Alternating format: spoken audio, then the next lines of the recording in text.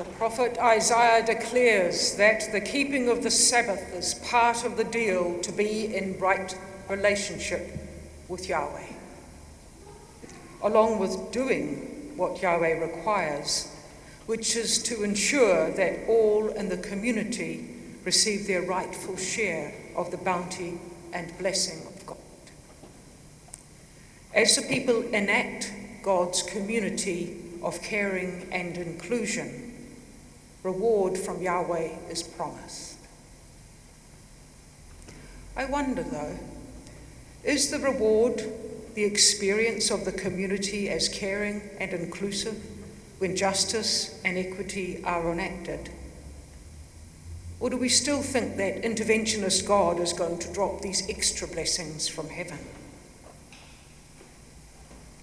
The pairing of this passage from Isaiah with today's gospel, also about the keeping of the Sabbath, is curious.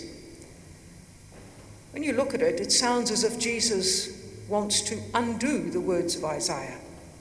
Responding to human need on the Sabbath in this instance takes priority over keeping the Sabbath sacred and separate.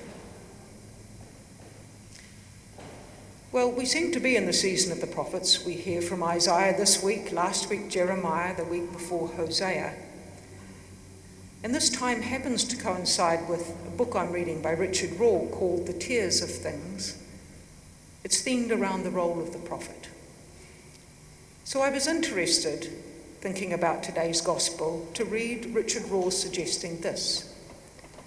The best way to interpret most of Jesus' healing stories is to look at the whys, W-H-Y. If you read these stories as if Jesus is only performing miraculous medical cures, you might think, wow, for 5 seconds.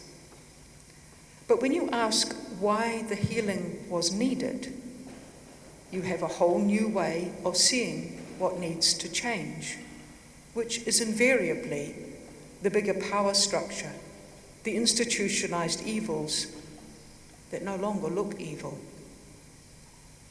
So the context of the healing, he suggests, directs our attention to what Jesus might be asking us to consider.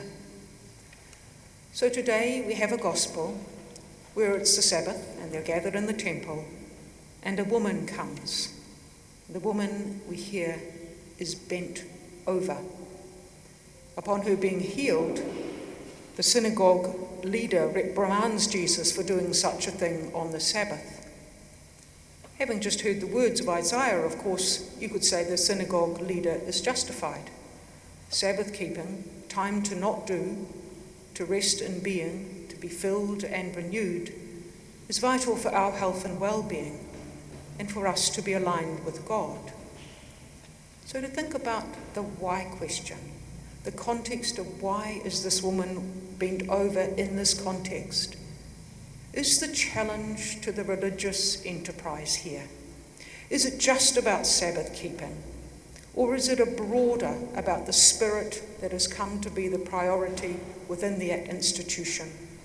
That keeping the Sabbath rule is more important than relieving a person of their binding, relieving a person from not being able to straighten, not being able to assume her full stature as God's unique and blessed creation. It's as if that over time that religious institution has begun to assume some power. They've taken that power and they are dictating it. Of course, there were very genuine beginnings. There were authentic intentions. But you and I both know it doesn't take long for that authenticity, for those gentle nudges in Isaiah to become strict and binding rules and laws.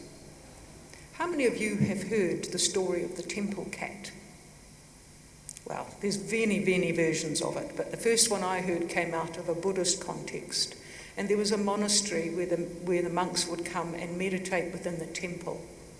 But there was a cat, and the kitten and cat kept playing amongst the monks and distracting them from their meditation. So the abbot said the best way to deal with this is to tie up the cat with a piece of string while they meditated.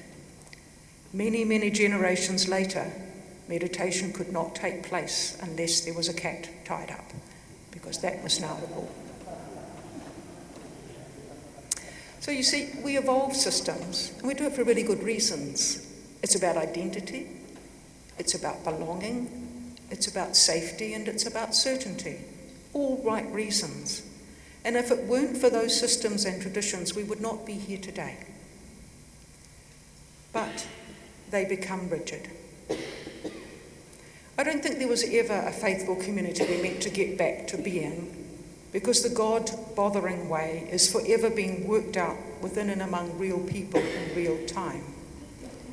However, if we recognise that the systems have come to bind rather than to free, then today's gospel might nudge us. If we have eyes to see and ears to hear, we can do differently. For those of you who are reading my sermon, I'm skipping this story to the next bit.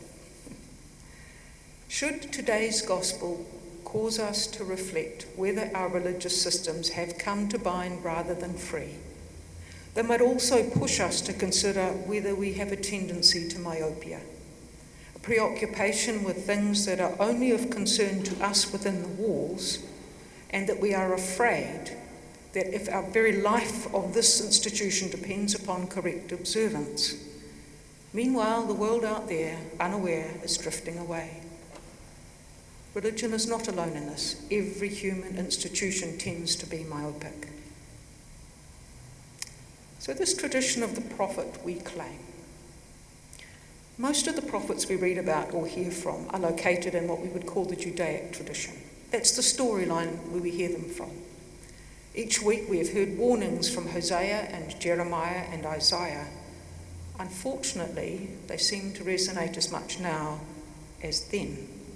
With a heavy sigh weighed down, we might wonder if anything can ever change. Well, reflecting on the prophet Amos, Raw proposes that Amos, when he issues his prophecy, it is to the collective rather than to the individual. The concentration on the collective, Raw suggests, changes our moral focus entirely. If we do not recognise that evil first and foundationally resides in the group, we will continue to search out, or perhaps forgive, the few bad apples, thinking that will take care of our problems. But too often, the sins we condemn in the individual are admired, or at least given cultural pass at the corporate level. And then he makes a list of some of the contradictions that are particularly in the North American culture, but most of them I think we recognise. So these are some of the contradictions. Killing is wrong, but war is good. Greed is wrong, but luxury and capitalism are ideals to be sought after. Pride is bad, but nationalism and patriotism are admirable. Lust is wrong, but flirting and seduction are attractive. Envy is a capital sin, but advertising is our way of life. Anger at our neighbour is wrong, but angry people, they get their way. Sloth is sin, but wealthy people can take it easy. Murder is wrong, but easy access to guns is a right and a duty. The prophets learned that it is social sin that destroys civilization and humanity. They attacked hidden cultural assumptions more than they did the people caught up in them. We participate as part of a collective. It is very hard to see the ways it is wired into us. As long as we remain unaware, then we will keep doing things the only way we know, even if the way it's always been done is flawed and continues to determine what can be, and that is not playing out quite so well. Perhaps it's time for us to consider again the spirit gift of prophecy, one of the second gifts that Paul mentions in the Bible, The disruptive energy of the unholy order of prophets is a corrective to the holy order of church hierarchy. Not in order to be disruptive in itself, because that's easily enough done, but to be willing to be disrupted in ourselves. To see the ways that we participate in those collective systems that ensure that the status quo of inequity, injustice, and oppression continue. It is risky.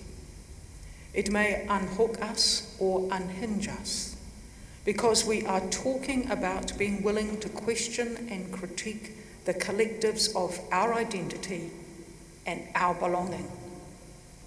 It will not be a move for popularity if that's what you're into.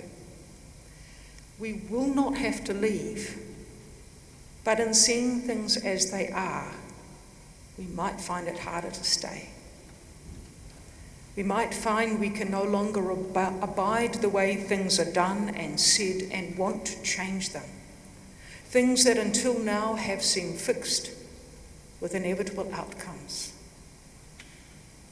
But unless some of us are willing to do that and to be vocal about it and to tell things differently, to seed the viability of an alternative way, how will anything in us and therefore in the world ever